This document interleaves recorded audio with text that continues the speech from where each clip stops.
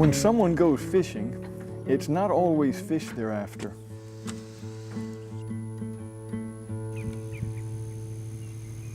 There's a lot more to it than that.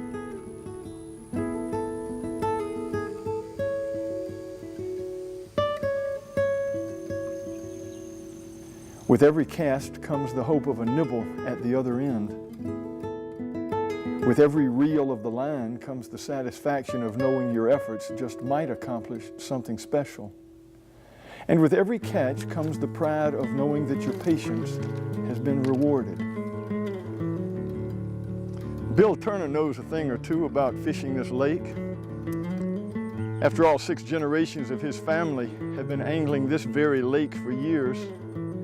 It was in the summer of 1982 on a fishing trip that his dad, Mr. D.A., shared his secret to happiness. True fulfillment, he said, comes when a person has someone to love, something to do, and something to hope for. Simple but profound words passed from a father to his son that would set the stage for a remarkable life to come.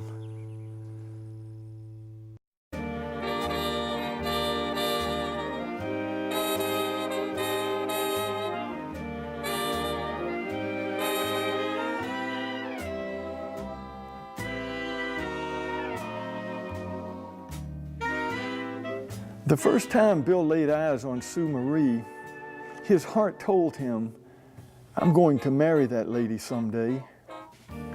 All through college, all throughout the war, he never forgot that pretty girl he saw that day in the stands of Golden Park. And when he came across her at a party, he asked her to dance. She said yes. When he later summoned up the courage to ask her out on a date, she said yes. And how did Bill decide to sweep her off her feet? He took her frog gigging.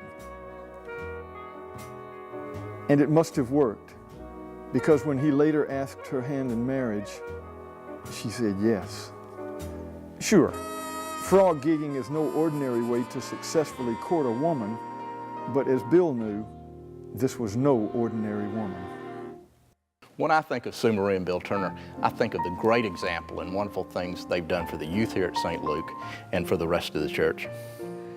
I grew up going to church across the street and started coming over to Bill's Sunday school class when I was in high school. And you know, it's one of the things that's really changed my life. When Rick and I moved back to Columbus, we gravitated back to that Sunday school class. And it's definitely improved our marriage. It has changed the way we look at the world. It bolsters so many of the things that we do here in the community. And it's been an amazing experience to have this ringside seat on this phenomenal partnership that Bill and Sue Marie have had for all of these years.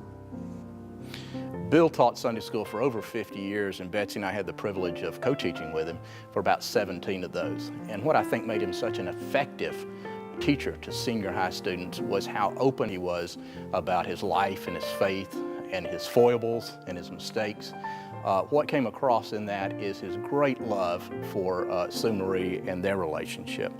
Over and over again, Bill told stories about the way that he and Sue Marie's relationship started and the way that it's developed over the years and the really pivotal role that she has always played in making him who he is. And I think he's been the one who's been largely the visible one in the community, but Sue Marie has been right there the whole time.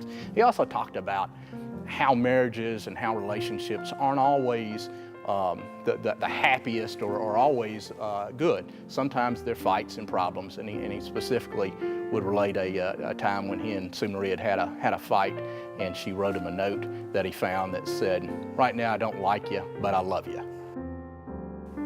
Behind every decision Bill made in his family, in the church, in business, or the community, he was, of course, guided by an abiding faith in a higher power.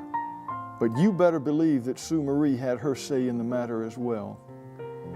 She has always been Bill's compass and confidant, his best friend and better half, his spinning wheel, as Bill likes to say.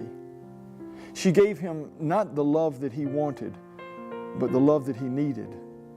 And as their love for each other grew, It spilled over to touch a growing family and grateful community that have been warmed and sustained by its gentle power. By every measure, their lives and marriage have been a success, but by their own account, Bill and Sue Marie today count as their life's greatest accomplishment, the fourth generation. Each child is unique, but all are imbued and sustained by the strong family values and character embraced and exhibited by their parents. Oftentimes you learn more about this character by how they face and overcome life's challenges. Like the time Bill and Sue Marie piled all 6 kids into a station wagon and headed out west for a true family adventure. 200 miles a day, 6 kids, 2 very tired adults. We all left one day, flew to Phoenix, Arizona, and got in a car and started driving. Like a Woody station wagon. Yes. 6 children, 2 grown-ups. And all of our luggage. Before seat belts, no car seats. One person had to sit in the middle in between the parents. And I'm not even sure the car was air conditioned. I don't know that. And the question is, why? Well, they were determined the whole time for us to have this trip. But it was not a easy trip. Every stop along the way, when the car stopped, it was like a bomb went off. All the doors exploded, and children were fighting in the street. We got struck a lot by our parents. It seemed like almost every night when we got somewhere, Daddy would get out of the car and say, okay, we're going back. This is it. We're going back tomorrow. We're going home tomorrow. I remember somebody getting whooped in the desert, and I can't remember if it was Brad or John. I remember a few things, but prominent in my mind were knots on my head. You know, I do not remember that trip being a bad trip. And I thought he was going to. these memories. Yeah. Since you were 0 years I old. think the highlight for Mom and Daddy was always when they would leave us at the motel, and I guess I was old enough to kind of watch everybody else, but they would go to the laundromat and take a cocktail and do laundry, and that was the highlight of, a lot of the trip for them was just to get away. Going to the laundromat was the highlight of the trip. One time, and this is true, he said to my mother, he goes, I don't know about all this depression stuff. I've never had to take any antidepressant medicine. And my mother said to him, well, everybody who lives with you or works with you does. To my mother's credit, she taught me manners. I didn't appreciate it then, and I still don't necessarily practice them all the time now, but I do know them, and I give my mother credit for that. She I was just never wondering, gets I tired. didn't know you had She manners. really never gets tired of standing up for what's right. She never gets tired. She would do anything for her friends and people she knows. She cries with them.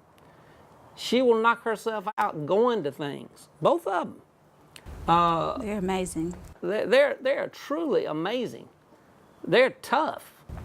Daddy talks about servant leadership. Mama lives it every day. I mean, it doesn't matter who's sick or in the hospital or a friend that's lost a family member or whatever. She is going to send food or flowers. She never, ever says, I need to do something and then not follow through with it. Every sporting event, every big school event, they went to all of them. And on top of everything else they did. That they love each other. And there's no question about that. And in terms of modeling something, I mean, what could be more important when you get right down to it?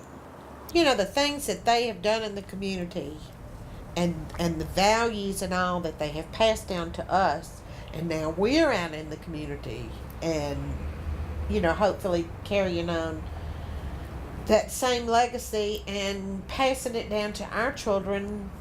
I mean, it's a huge ripple effect.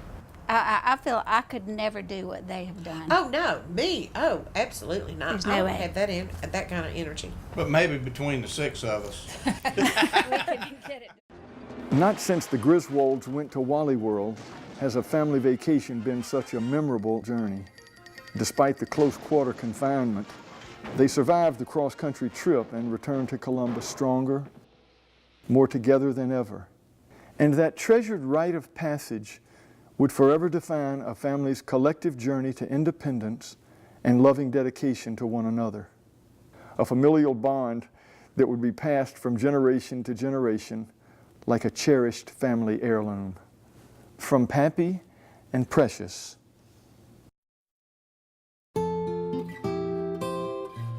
The Turner family's business accomplishments are many and as varied as their contribution to the community. Theirs has been a life of service and stewardship. Successful couple? Yes. Role models? Absolutely. Champions of the community? Without a doubt. But when Bill and Sue Marie talk about success and the things close to their hearts, their words ring less of financial statements and more of statements of faith, because there is no question what the source of their love is.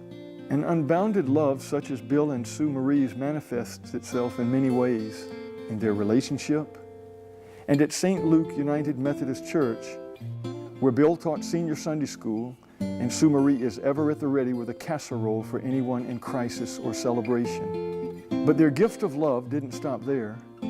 It spread out across the community, changing not only the face of Columbus, but its very heart. Nowhere is this transformative gift of love more evident than at the Pastoral Institute. By their own accord, the Pastoral Institute is one of Bill and Sue Marie's proudest accomplishments.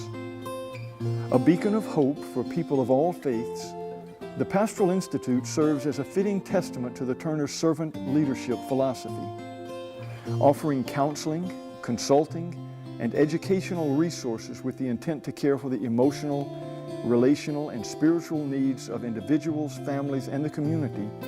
The Pastoral Institute is a legacy of unconditional love and the power it has to transform a person's life.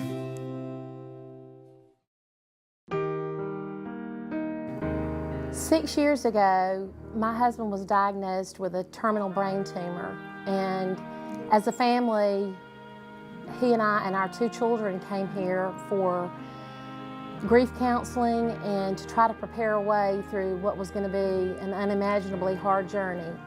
This man I depended on to take care of us. He was very much a hands-on father, a loving husband. He took care of all the details of our life. I was thrust into the position of having to care for him as a full-time caregiver, parent my children, manage my own grief. I was so overwhelmed. At the initial diagnosis, I recall saying, I wish all 4 of us would die. And not in a suicidal way, but the heartache was so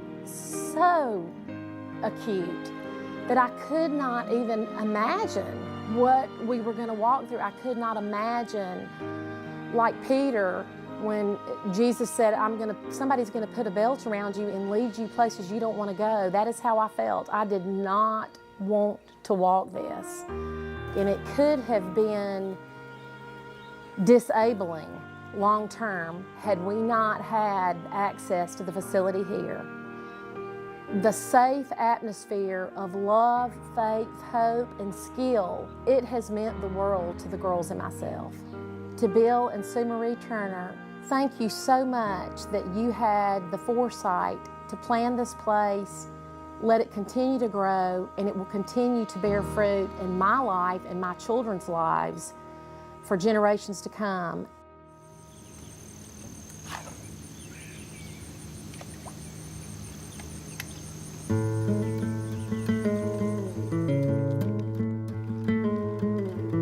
As people of faith, we're expected to be a testimony of God's love in our lives.